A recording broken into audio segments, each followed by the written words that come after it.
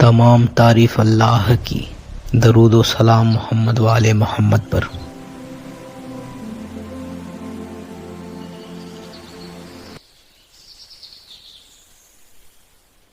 داستان بنی امیہ، آتھر راہی چشتی۔ 100 ہے سواروں کا یہ شکر باطل جب میدان بدر میں پہنچا تو ان کے مقابل اہل حق کی مختصر جماعت یعنی 236 انصار اور 70 مہاجرین تھے۔ تاریخ ابن الوری جے اصحا 136، تاریخ ابو الاواد اوج سید 128۔ بدر کے حالات بتاتے ہیں کہ بنی امیہ کے دل میں پرانی عداوت کا دریا اہل رہا تھا اور مشرکین کی کثیر تعداد ساتھ ہونے سے وہ بہت مطمئن تھے، لہٰذا سب سے پہلے عتبہ، شیبہ اور ولید ہی سامنے آئے۔ لشکر اسلام سے حضور نے 3 انصار عوف بن حارث، معاوض بن حارث اور عبداللہ بن رواد کو ان کے مقابلہ کو بھیجا۔ انہیں دیکھ کر عتبہ، شیبہ اور ولید نے کہا کہ ہم تو محمد صلی اللہ علیہ وآلہ وسلم اور بنی ہاشم سے لڑنے آئے ہیں، ہمیں تم سے کوئی سروکار نہیں، تم ہمارے برابر نہیں ہو۔ مراعۃ الحقائق تے اصحا 106۔ بدر کے اس مکالمہ سے کیا ظاہر نہیں ہوتا کہ بنی امیہ کا مقصد شمع رسالت کو گل کرنا اور بنی ہاشم کی دشمنی ہی تھا۔ دوسرا پہلو یہ بھی ہے کہ بنی امیہ انصار بینا کو اپنے برابر کا سمجھتے تھے، بلکہ نبی آخر الزماں گو اپنے برابر کا سمجھتے تھے۔ تو آج مسلمانوں کا جو گروہ نبی کو اپنے بھائی کے برابر سمجھتا ہے، یقیناً وہ بنی امیہ کے ہی پیروکار ہیں۔ بہرحال جب انصار سے لڑنے کے لیے بنی امیہ نے انکار کیا تو سرکار دو عالم نے اپنے نفوس خاص میں سے ان کے مقابلے کے لیے حضرت امیر حمزہ، حضرت علی ابن ابو طالب اور حضرت عبیدہ بن حارث کو روانہ فرمائی، جن دست حق نما سے عقبہ، شیبہ اور ولید تینوں نے جہنم کی راو لی۔ پھر عام جنگ چھڑ گئی تو حضرت عبداللہ ابن مسعود نے ابو جہل کا سر اتارا۔ بدر میں 70 مشرکین قتل اور اتنے ہی قید ہوئے۔ مقتولین میں عبداللہ بن ہند اور ابن منبہ، عاص بن قیس اور توفل کو علی نے مل کر قتل کیا۔ مسعود بن امیہ حضرت حمزہ کے ہاتھوں جہنم میں پہنچا۔ قیدیوں میں سے بدر کے 3 دن بعد حضور کے حکم سے حضرت علی نے نصیر بن حارث، عقبہ بن ابی محیط بن امیہ کو قتل کیا۔ جبکہ مکے میں اس شکست کی خبر پہنچی تو ابو لہب بہت رنجیدہ ہوا، یہاں تک کہ 7 دن میں مر گیا۔ بدر میں 6 مہاجر اور 7 انصار شہید ہوئے، جن میں حضرت عبیدہ بن حارث بھی شامل ہے۔ بدر کے بعد مکے میں کہرام مچ گیا۔ عقبہ کی بیٹی، ابو سفیان کی زوجہ اور معاویہ کی ماں ہندہ اپنے باپ اور بھائیوں کا نام لے کر بلبلاتی تھی اور حضرت علی اور حضرت حمزہ کو برا بھلا کہتی تھی۔ اب بنی امیہ کی عورتیں بھی ہاشم کی عداوت میں شریک ہو گئیں۔ ان کی نظر میں سرکار کونین کی کھٹک تو تھی ہی، مگر اب حضرت علی اور امیر حمزہ ان کی نگاہوں میں سمجھنے کی طرح کھٹکنے لگے، کیونکہ انہی کے ہاتھوں بنی امیہ کے نامور سور ماہ بدر میں واصل جہنم ہوئے تھے۔ بس بنی امیہ کو بنی ہاشم سے عداوت اور شدید ہو گئی۔ اب ان کی نظر بنی ہاشم کی 3 ہستیوں یعنی حضور، حضرت علی اور حضرت حمزہ پر لگی ہوئی تھی۔ ابو سفیان عہد میں اب تک بنی امیہ کے بڑے بوڑھے حرب اور عقبہ بنی ہاشم کے حسد میں طرح طرح سے ذلیل ہو کر جہنم میں پہنچے۔ اب مقبہ کے بعد اس کا بھتیجا اور داماد یعنی ابو سفیان قبیلے کا سردار ہوا۔ یہ اپنے پرکھوں سے زیادہ عیار اور چالاک تھا۔ 19 بدر کے شخصت خوردہ اس گیدڑ کے دل میں بھرپور جذبہ انتظام تھا، لہٰذا بڑی شاطرانہ تیاریوں سے عہد میں لشکر جرار لے کر آیا۔ اس لشکر میں بنی امیہ کی عورتیں بھی تھیں جو شیلے گیت گا گا کر مردوں کو جوش دلاتی تھی۔ ان عورتوں کی سرگنا ہندہ زوجہ ابو سفیان تھی، جس کی نفرت بھری تعصبی نگاہ میں شمع رسالت، हज़रत हमज़ा और हज़रत अली पे जमी हुई थी।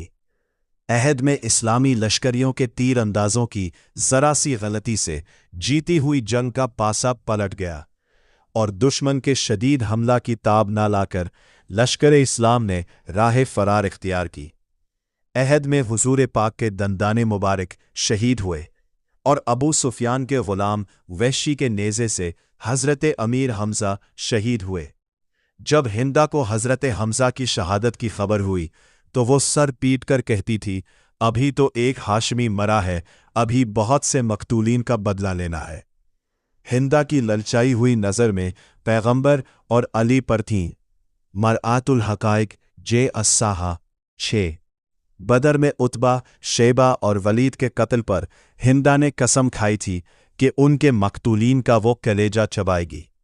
लिहाजा हिंदा ने हज़रत हमज़ा की लाश की जो बेहुरमती की वो तारीख़ में मौजूद है। उहुद के वाक़यात में है कि कुफ़ार की एक जमात ने हजूर की जानिब रुख किया, जिसे देखकर आन हज़रत ने हज़रत अली से फरमाया, ए अली, अब नुसरत का वक्त है, तुम हक खिदमत अदा करो। ये सुनते ही हज़रत अली ने ऐसा शदीद हमला किया कि मुशरिकीन की जमात में से अक्सर तो जहन्नुम रसीद हुए और बाकी तितर बितर हो गए। बनी उमैया का सरदार अबू सुफियान इस आरज़ी फतह पर बहुत खुश था, मगर उहद में जुल्फ़िकार हैदरी ने कुफ़ार के मजमे कसीर को मौत के घाट उतारा था और फिर तबूक के अलावा इसमें हजूर ने हज़रत अली को मदीना में कायम मुकाम बनाया था। सभी मार्कों में बनी उमैया के ख्वाबों को ज़रबे हैदरी ने ही चकनाचूर किया था। इसलिए आखिर तक बनी उमैया की नज़रों में हज़रत अली की ज़कात गिरामी खटकती रही। जा अल हक़ व ज़हक़ल बातिल। पिछले वाक़यात से ये बात अच्छी तरह वाज़ेह हो जाती है कि अल्लाह ने हाशिम को जो बुज़ुर्गी अता फरमाई उस पर उमैया को हसद हुआ और इस हसद की आग ने तमाम बनी अमिया के सीने में जलन पैदा कर दी। इसी सबब हाशिम से अमिया, अब्दुल मुत्तलिब से हर्ब और अबू तालिब से उक़बा बरसरे पैकार रहा, लेकिन नतीजा कुछ न निकला। इधर बनी अमिया की जलालतें बढ़ती गईं, उधर बनी हाशिम की इज्जत में यहां तक इजाफा हो गया कि सरकार दो आलम की तशरीफ आवरी भी इसी खानदान में हुई। गोया बनी अमिया को मौत के पसीने आने लगे। अब ना तो अमिया था, ना उक़बा और ना हर्ब, बल्कि इनकी जगह अब अबू सुफियान बनी अमिया का सरदार था। उहद में यही कुफ़ार मक्का का पेशवा था और उसकी बीवी हिंदा भी साथ थी, जिसने अमीर हमज़ा का कलेजा चहाने की कोशिश की लेकिन निगल ना सकी। यही वो हिंदा है जिसने शुहदाए उहद के आज़ाद काट कर इनसे अपने गले का हार बनाया था। हज़रत हमज़ा की शहादत के बाद इन दोनों मियाँ बीवी की निगाहे तअस्सुब अब जनाब मोहम्मद और रसूलुल्लाह और हज़रत अली पर लगी हुई थी। मगर फ़तह मक्का के दिन कुफ्र के सारे कले मस्मार हो गए, बातिल के हौसले पस्त हुए और हक बुलंद हुआ। रहमतुल्लिल आलमीन ने अपना दस्ते शफ़क़त फैलाकर सबको पनाह दी और हुकूमत इलाहिया का क़याम हुआ। फ़तह मक्का से क़ब्ल अबू सुफियान का हाल मौलाना शिबली नौमानी से सुनिए। अबू सुफियान के तमाम पिछले कारनामे अब उसके सामने थे और एक एक कारनामा उसके कत्ल का दावेदार था। इस्लाम की अदावत, मदीना पर बार बार हमला, क़बाइल अरब का इस्तेहसाल और आन हज़रत के कत्ल की खुफिया साजिश, इनमें से हर चीज़ की कीमत बस इसका खून ही हो सकता था। सीरतुन नबी जे असा 552। बहरहाल अबू सुफियान की हालत गैर थी और अपना हशर नज़र आ रहा था। इसी फिक्र में डूबा हुआ वो एक ऊंची जगह पहुंचा जहां से लश्कर इस्लाम का जायज़ा लिया जा सके। इत्तिफ़ाक़न हज़रत उसे ताड़ लिया, क्योंकि कुफ्र के ज़माना में हज़रत अब्बास और अबू सुफियान के ताल्लुकात अच्छे थे। इसलिए हज़रत अब्बास ने उसे मशवरा दिया کہ اب تم لوگوں کے پاس کلمہ پڑھنے کے علاوہ اور کوئی چارہ نہیں ہے، لہٰذا تیری بہتری اسی میں ہے کہ میرے ساتھ حضور کی بارگاہ میں چل۔ یہ سن کر ابو سفیان حضرت عباس کے پیچھے ہو یا اچانک حضرت عمر رضی اللہ عنہ کی نظر اس پر پڑی تو روک کر کہا، خدا کا شکر ہے کہ آج اس نے مجھے یہ قدرت دی کہ میں اس کے اور اپنے دشمن اور اسلام کے دشمن پر کامیاب ہوں، اور اس کے اور میرے درمیان ایسا کوئی معاہدہ بھی نہیں ہے کہ میں اسے قتل نہ کروں۔